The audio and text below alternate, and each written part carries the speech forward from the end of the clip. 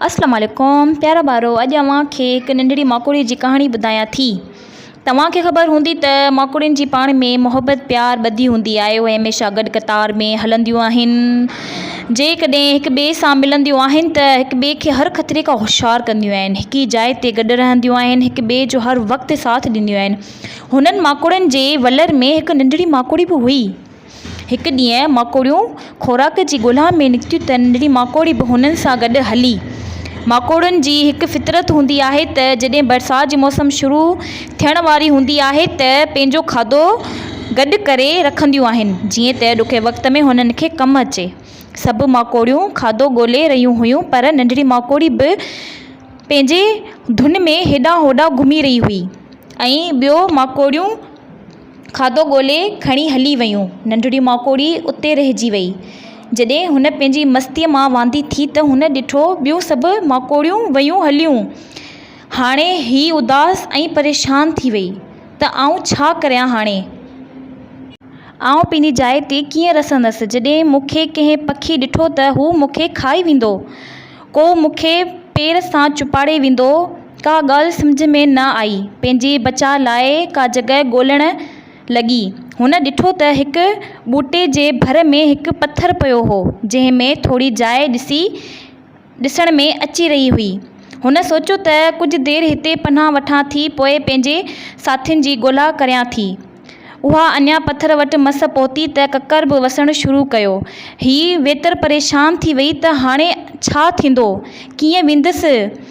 हिते जॾहिं सभु माकोड़ियूं बि पहुतियूं त नंढड़ी माकोड़ीअ खे न ॾिसी उहे बि परेशान थी वयूं त ख़बर नाहे किथे हूंदी या कंहिं पखीअ जो काॼ बणिजी वई हूंदी।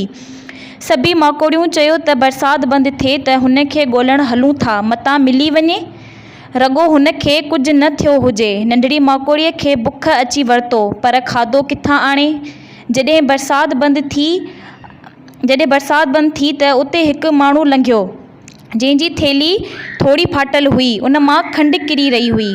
हुन बि पथर हेठां निकिरी खंड जे खाइणु शुरू कयो ऐं पंहिंजो पेट भरियो। हुन खे बुख ई ते ॿियो माकोड़ियूं हुन खे ॻोल्हण हिते ज़रूरु ईंदियूं। हुन वक़्त ताईं आउं पंहिंजो खाधो गॾु करे रखां। हुन पंहिंजी ताक़त सारो खाधो गॾु कयो। ॿियूं माकोड़ियूं हुन खे ॻोल्हण निकितियूं, अची उते उन जाइ ते पहुतियूं जिते नंढड़ी माकोड़ी हुई, पर उहा हुननि खे ॾिसण में न आई। हुननि पंहिंजे आवाज़ में हुन खे सॾु कयई। नंढड़ी माकोड़ी हुन जे सॾ ॿुधी हुननि वटि आई। नंढड़ी माकोड़ी हुननि सां मिली। हुननि चयो त हिते खाधो पियो आहे, हुन खे खणी था हलूं। सभई खाधो खाइणु शुरू कयो। नंढड़ी माकोड़ी बि हुन खे हिकु दाणो खंयो, जेको हुन जी खाइण खां ॻरो हो। सभिनि चयसि त हू न खण, पर हीअ ज़िद करे रही हुई त हिन जी मदद कई।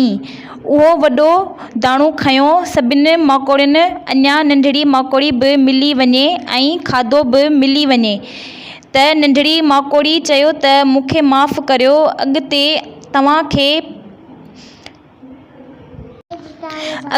तव्हांखे परे न थींदसि, रांदि न रहंदसि, का बि हरकत न कंदसि। मूंखे नाफ़रमानी जी सज़ा मिली वई आहे। ॿियूं माकोड़ियूं हुन जी ॻाल्हि ते मुरकाए ऐं सदाईं पाण में गॾिजी रहण जो वाइदो कयो। ॿारो, असांखे हिन मां उहो सबक़ु मिले थो त नाफ़रमानी न करियो, पंहिंजे साथियुनि खे कॾहिं बि न छॾियो ऐं हिक ॿिए जी मदद करियो।